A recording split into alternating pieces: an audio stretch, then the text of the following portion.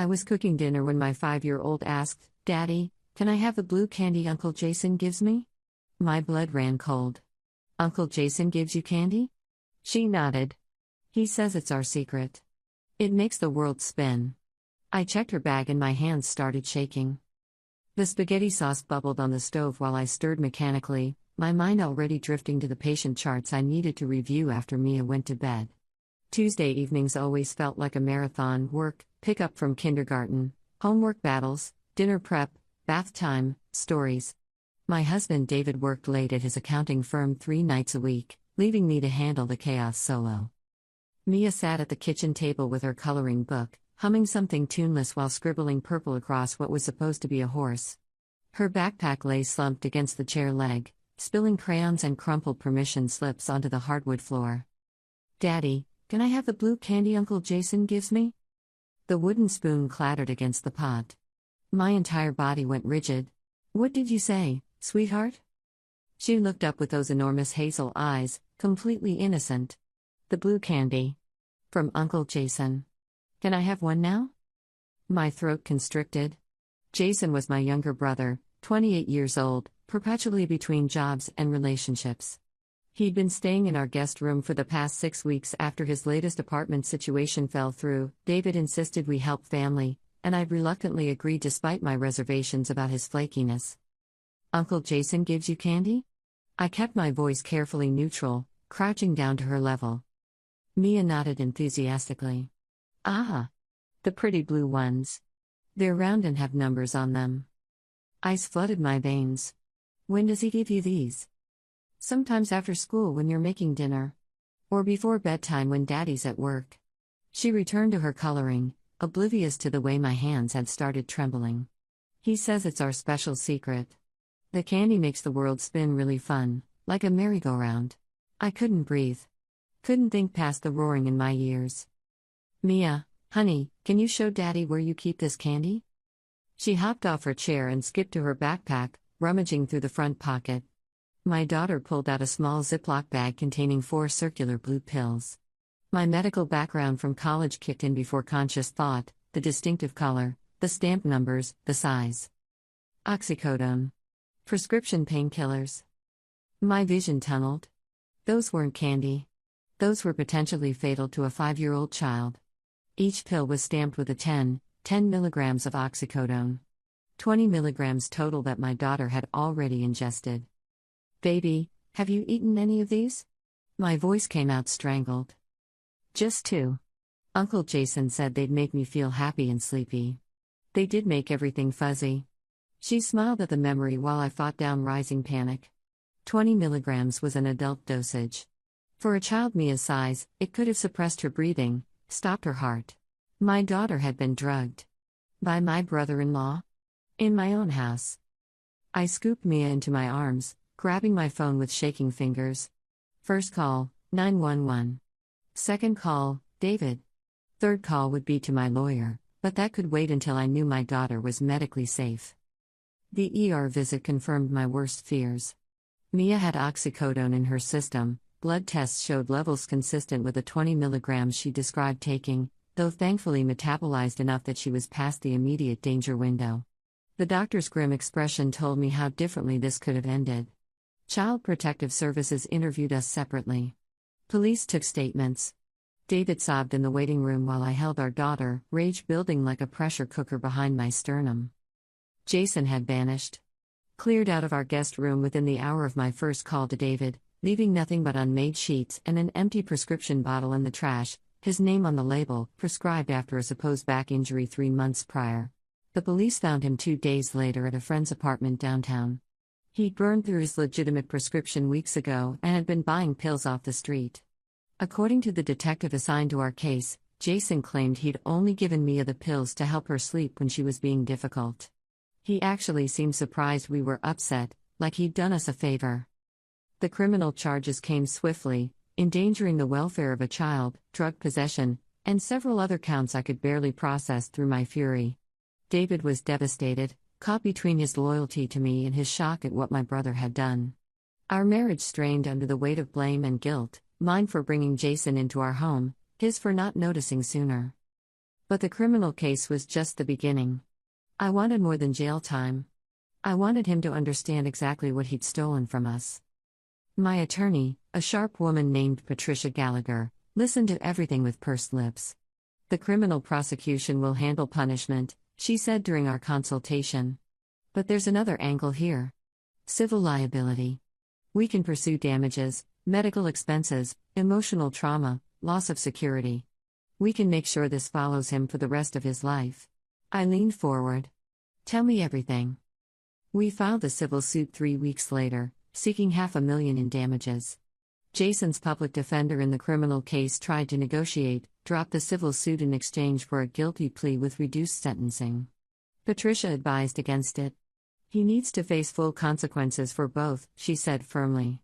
Don't let him bargain his way out of accountability. The criminal trial came first. Watching Jason in his ill-fitting suit, looking contrite for the jury, made my blood boil. His attorney painted him as a struggling addict who made a terrible mistake, someone who needed treatment rather than punishment. The prosecution countered with medical testimony about what those pills could have done to a 5-year-old's developing brain and respiratory system. Guilty on all counts.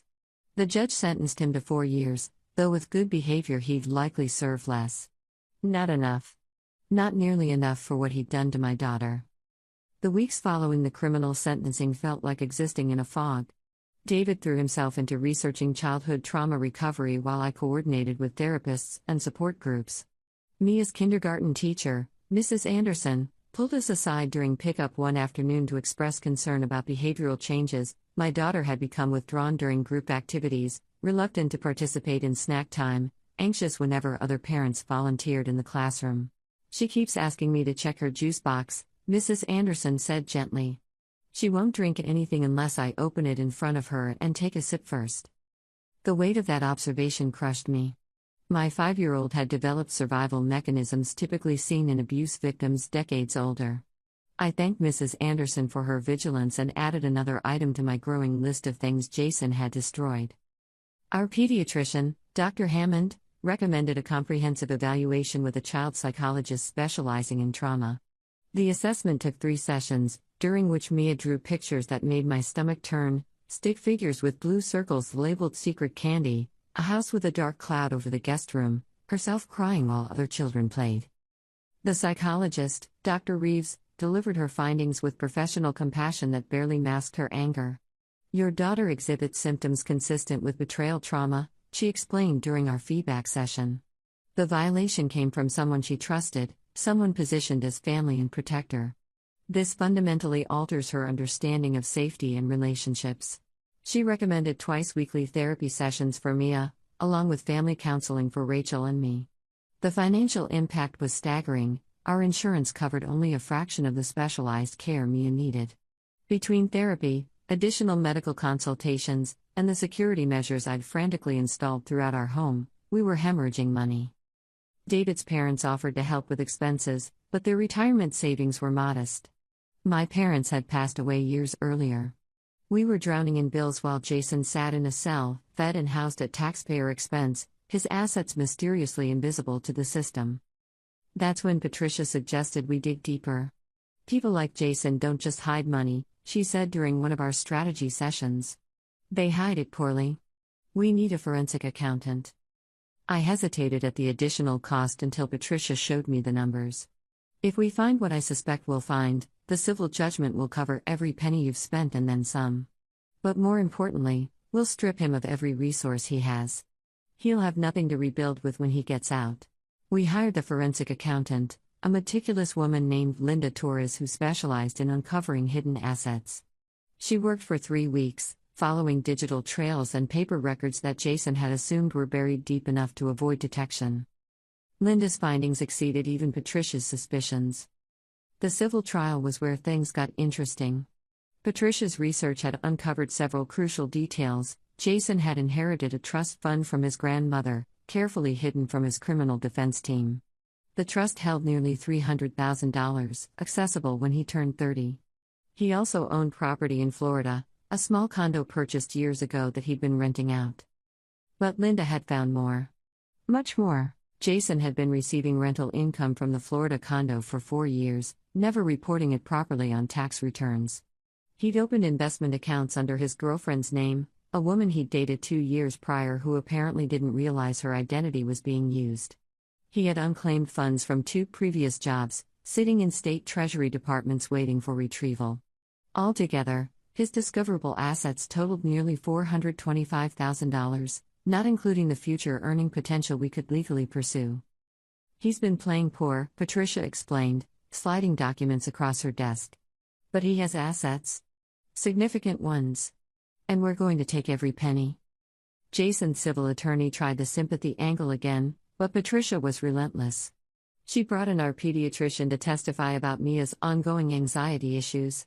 Our child psychologist described the nightmares, the trust issues, the way our daughter now flinched when adult men approached her. Rachel took the stand in tears, describing how her own brother had betrayed the most fundamental bonds of family. The defense attempted to paint Jason as someone who'd made a mistake while struggling with addiction, someone deserving of compassion rather than financial ruin. His attorney brought in his own expert witness, a psychologist who testified about substance abuse and impaired judgment. Patricia dismantled their argument methodically. During cross-examination, she established that Jason had been coherent enough to hide his assets, maintain rental properties, and manage investment accounts. This isn't about addiction impairing judgment, she argued to the jury. This is about calculated deception and deliberate endangerment of a child.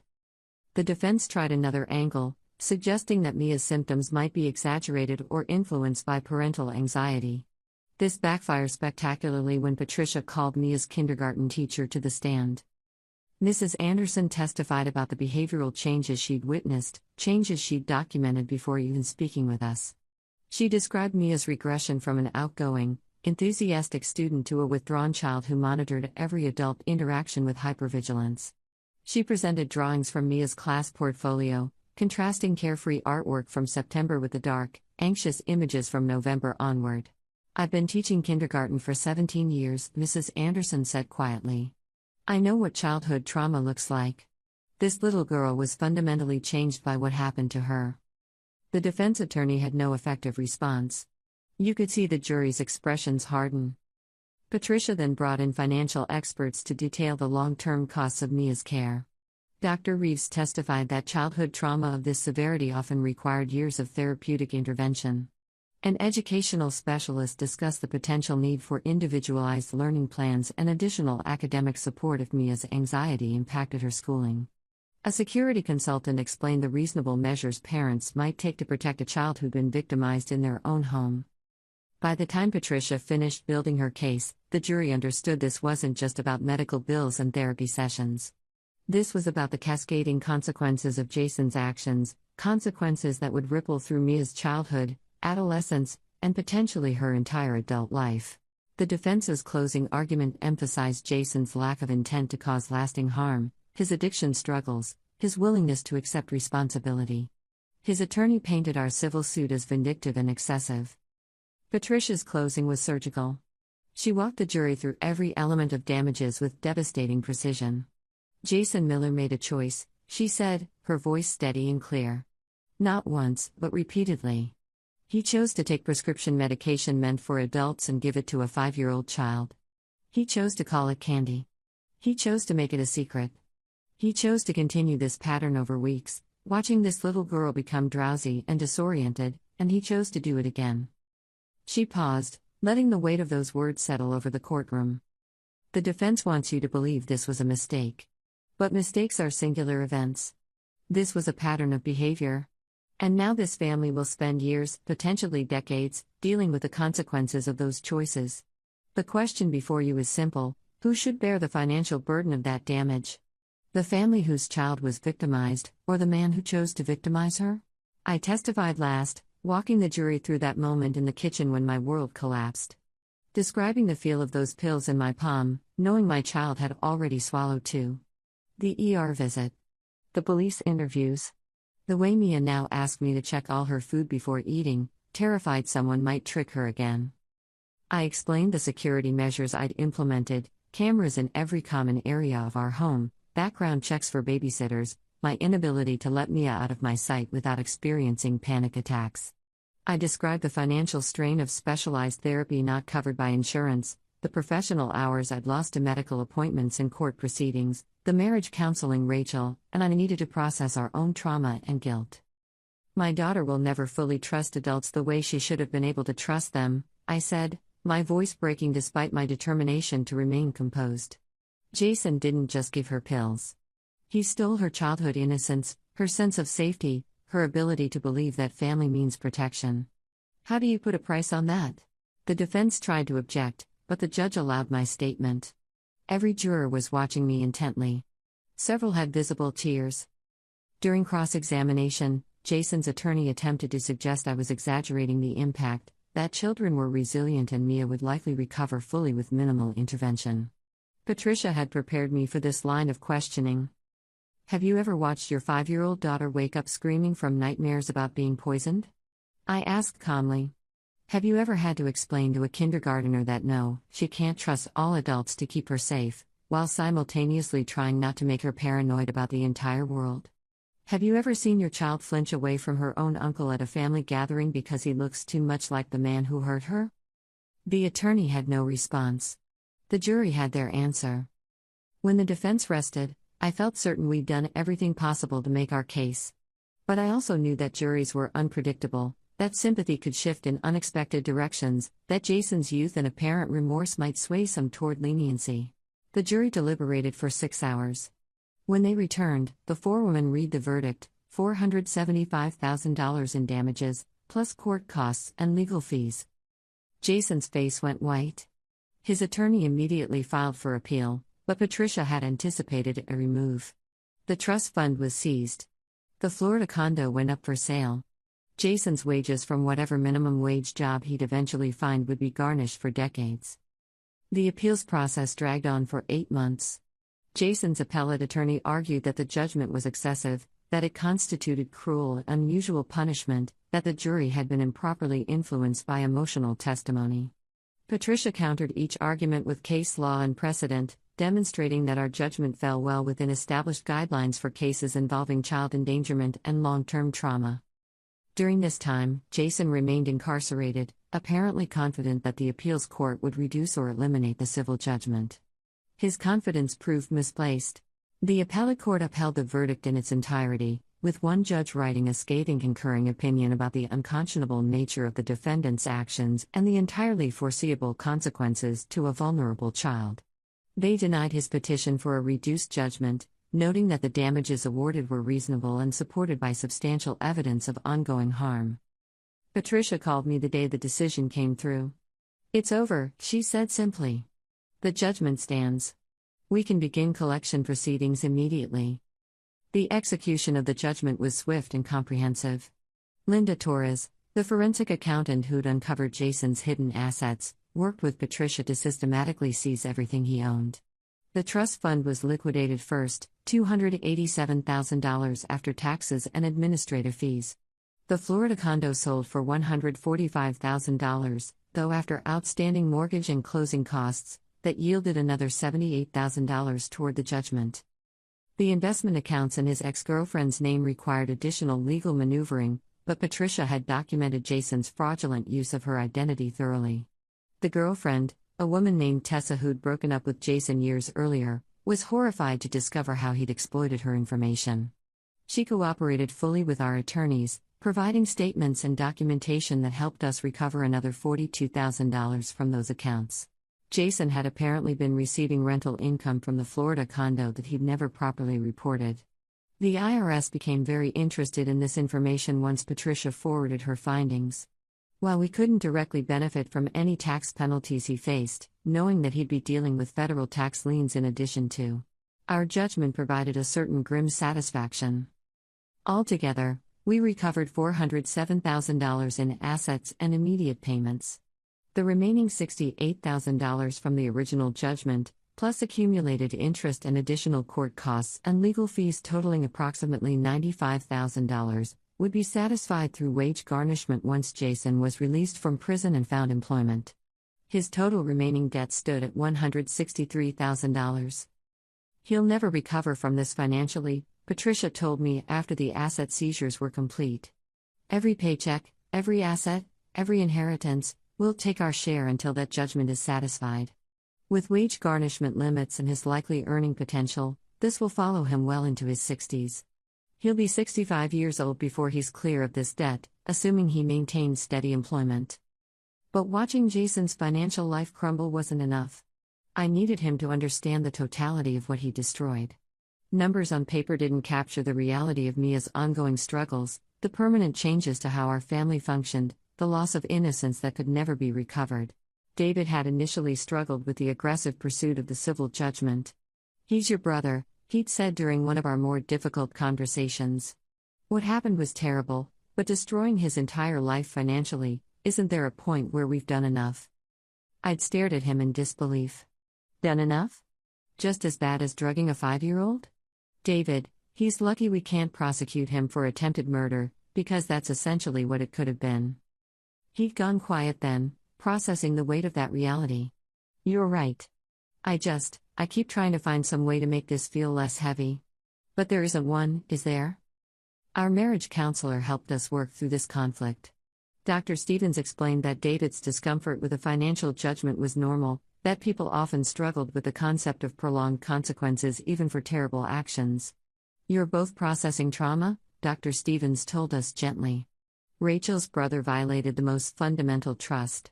There's no guidebook for how to handle that." Gradually, David's ambivalence hardened into something colder.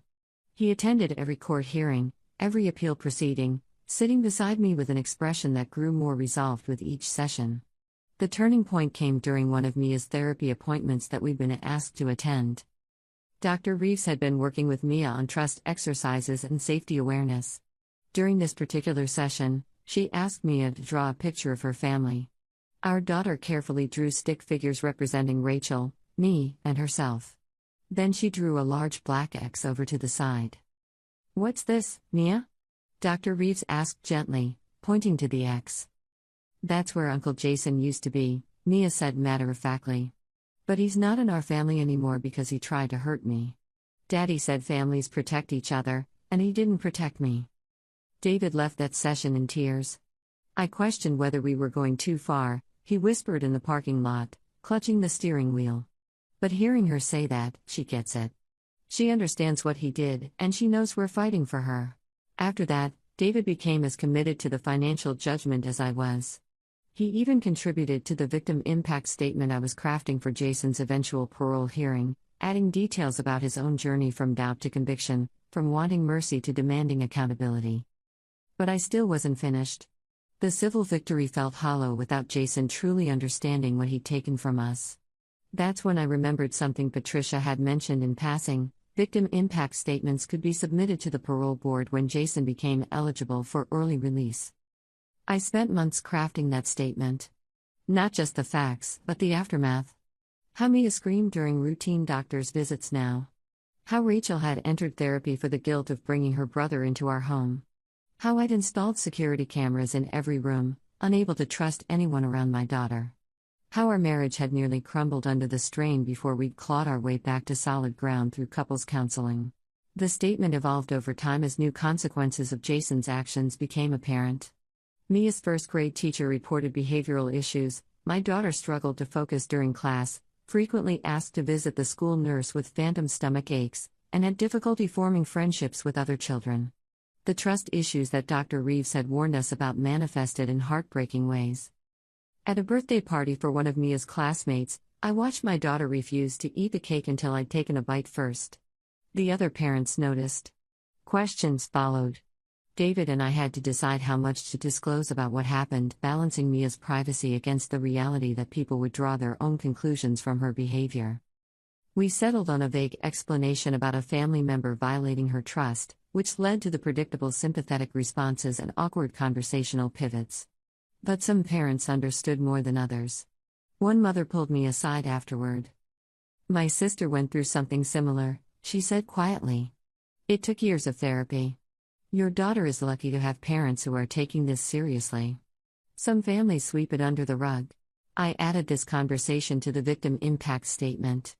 Jason needed to know that his actions hadn't just damaged our immediate family, they changed how we existed in our community, how other parents perceived us, How Mia navigated social situations that should have been simple childhood joys. The statement grew to include documentation from Mia's school records, reports from teachers about her struggles, notes from the school counselor about additional support services, correspondence with the administration about safety protocols and medication policies. I wanted the parole board to see the institutional ripple effects of what Jason had done. David contributed sections about his own therapeutic journey, processing the shock and anger at what my brother had done while living under our roof. He wrote about the guilt of not recognizing warning signs he now saw clearly in hindsight, the challenge of supporting me while managing his own trauma response, the grief of watching our daughter lose her innocence. I keep thinking about all the times I made excuses for him, I wrote in my portion of the statement. When he couldn't hold down jobs, I said he was unlucky. When relationships fell apart, I blamed the circumstances. When he asked to stay with us, I convinced my husband it would be temporary, that family helps family. I never imagined my own brother was capable of something like this. But capability and action are different things. He didn't just have the capability, he made the choice, repeatedly, to endanger my child while living under our roof and accepting our hospitality. I included photographs. Mia's bright smile from before compared to the cautious, anxious expression she wore now. The medical bills stacked 6 inches high. The empty guest room we couldn't bring ourselves to use for anything else. That guest room had become a symbol of everything Jason had contaminated. We'd stripped it completely after his arrest, threw out the bedding, the furniture, even repainted the walls. But it still felt poisoned somehow. David suggested we convert it to a home office or workout space, but neither of us could bring ourselves to repurpose the room where Jason had plotted how to drug our daughter. Eventually, we locked it and left it empty. Mia sometimes stood outside the closed door, staring at it with an expression I couldn't quite read. When I asked her what she was thinking, she said simply, "I'm making sure he's really gone." That quote went into the statement too. Dr. Reeves provided a supplemental letter detailing Mia's diagnosis of post-traumatic stress disorder and complex trauma. She outlined the treatment protocol she developed: trauma-focused cognitive behavioral therapy, play therapy to help Mia process emotions she couldn't verbalize, family therapy to rebuild trust and security. She projected that Mia would likely need ongoing therapeutic support through adolescence, possibly into adulthood. Early childhood trauma of this nature fundamentally alters neurodevelopment, Dr. Reeves wrote in her clinical assessment. The victim's brain during these formative years is learning how to process threat, trust, and safety. When a trusted caregiver violates that trust through deliberate harm, it creates lasting changes in how the child perceives and interacts with the world. Treatment can mitigate these effects, but the foundation has been permanently altered. I attached Dr. Reeves' full report to the victim impact statement, along with itemized lists of every therapy session, every medical consultation, every specialized intervention Mia had required. The parole board needed to see the tangible, measurable costs of Jason's actions. Our financial documentation told its own story. The civil judgment was one thing, but the actual out-of-pocket expenses we'd incurred were staggering. Insurance had covered some of Mia's treatment, but specialized trauma therapy wasn't fully covered.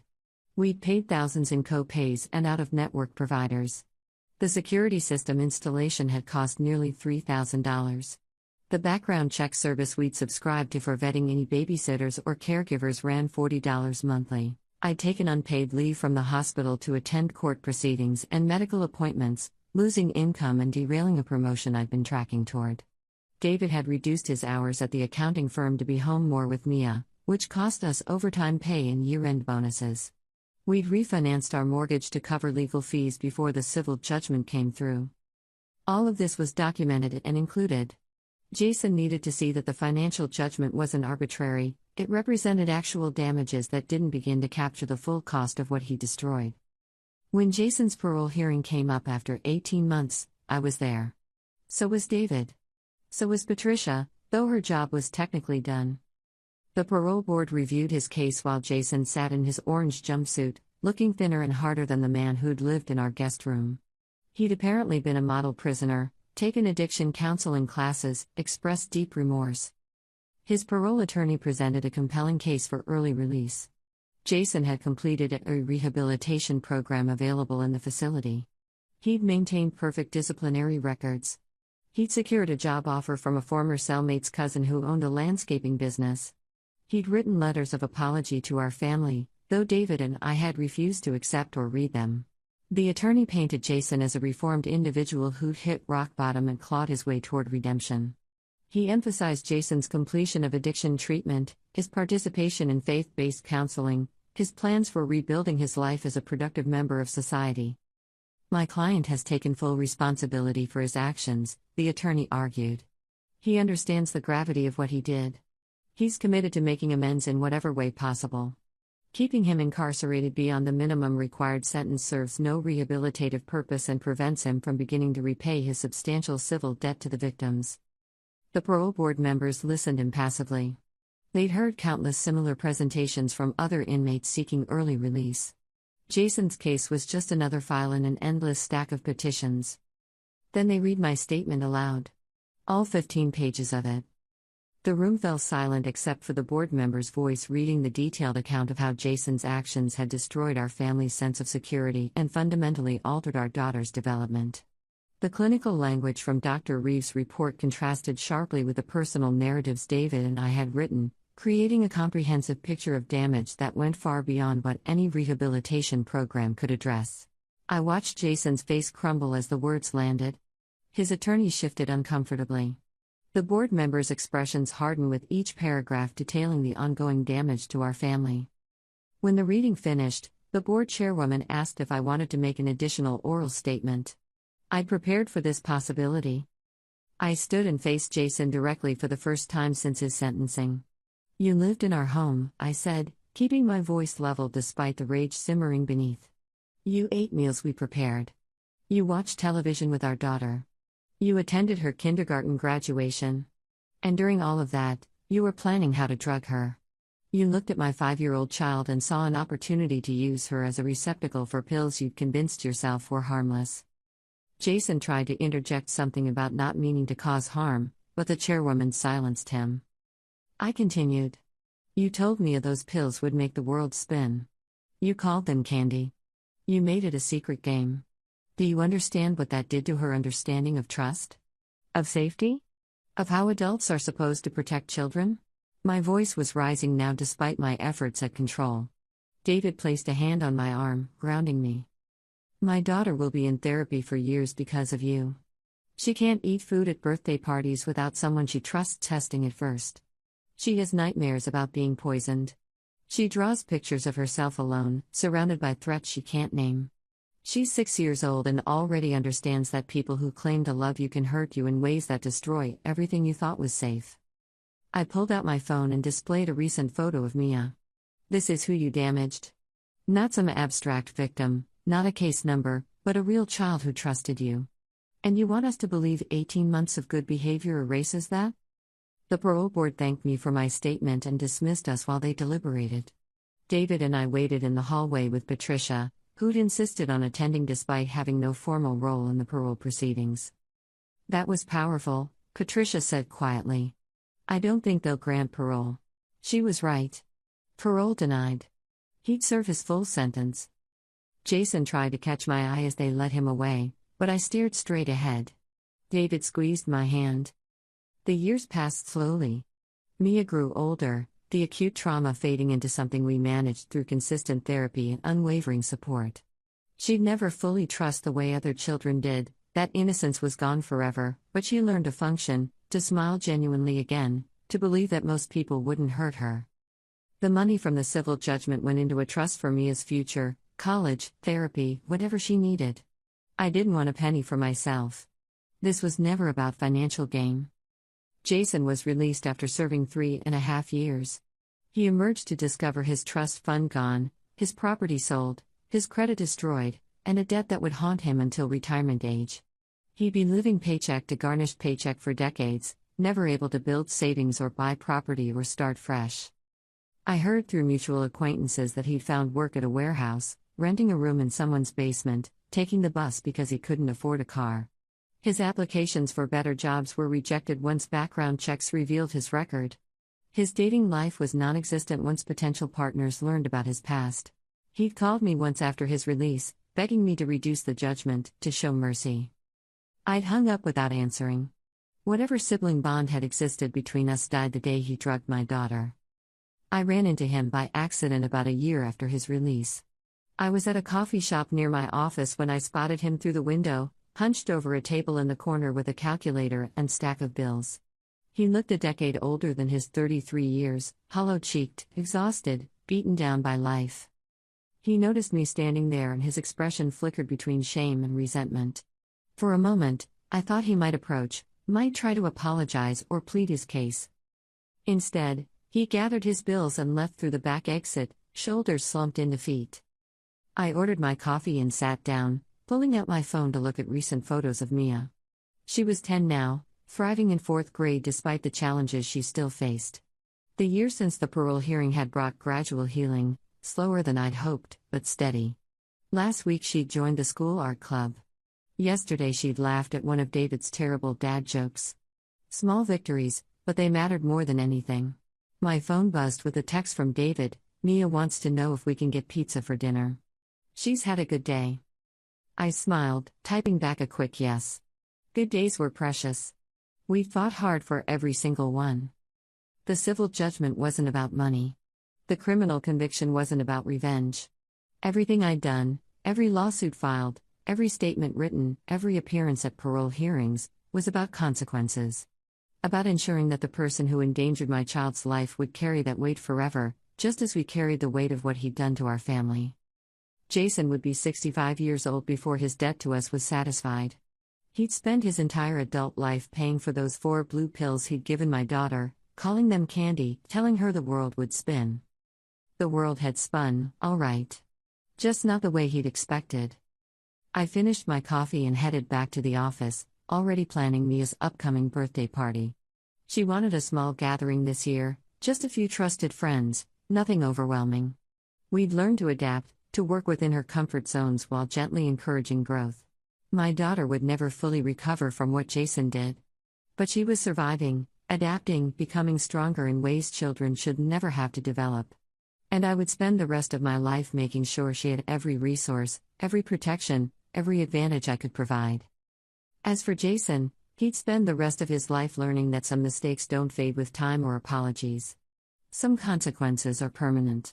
Some debts can never fully be repaid. And that was exactly as it should be.